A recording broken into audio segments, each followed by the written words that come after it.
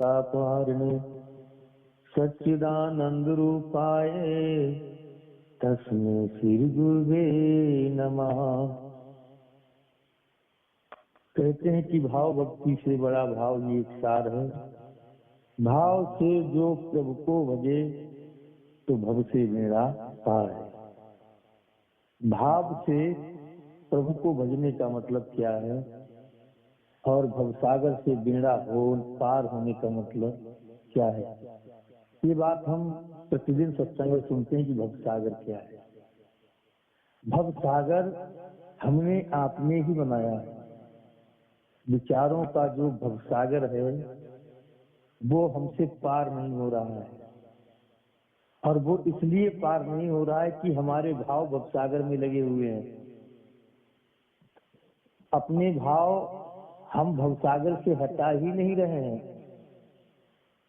और जहाँ हमारे भाव होते हैं वहीं हमारे विचार होते हैं, वहीं हमारी यात्रा होती है। इसलिए भवसागर में हमारे भाव लगे हुए हैं और भवसागर में ही हमारी यात्रा हो रही है। उसी में हम गोते खा रहे हैं। उसी भवसागर के गोते में कभी आनंद मिलता है और कभी हमको दुख मिलता है। और वो भवसागर क्या है? संसार, जो दिखाई तो दे रहा है लेकिन है नहीं। अगर हम अपने भाव अपने प्रभु को अर्पण कर दें, और ये मानव जीवन मिला भी इसीलिए क्योंकि हमारे पास केवल यही कीमती दौलत है, तन मन धन। ये तन मन धन, मन से हमारे भाव पैदा होते हैं।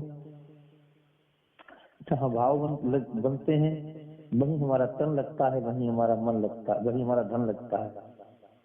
जहाँ हमारे भाव बनते हैं, भाव जाते हैं, वहीं हमारा धन जाता है, वहीं हमारा तन जाता है।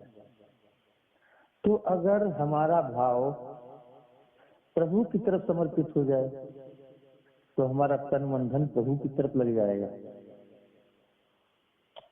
और जब तन मन धन हमारा प्रभु की तरफ लग जाएगा तो यात्रा हमारी जो मानव जीवन की है, जिसलिए हमें मानव जीवन मिला है, वो हमारी यात्रा पूरी होना शुरू हो जाएगी।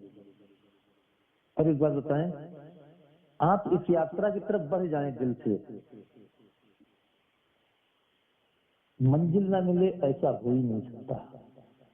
ये बिल्कुल पक्की बात है, क्योंकि हम सतगुरु के पास पहुंच जाएं, साकार रूप में हम सतगुरु के पास पहुंच जाएं। पहुंच जाने का मतलब ये नहीं कि हमारा शरीर ही पहुंच जाए। पहुंच जाने का मतलब है कि हमारा तन मन धन, हमारा भाव हमारे हृदय में पहुंचने का मतलब होता है हमारे हृदय में पहुंचना।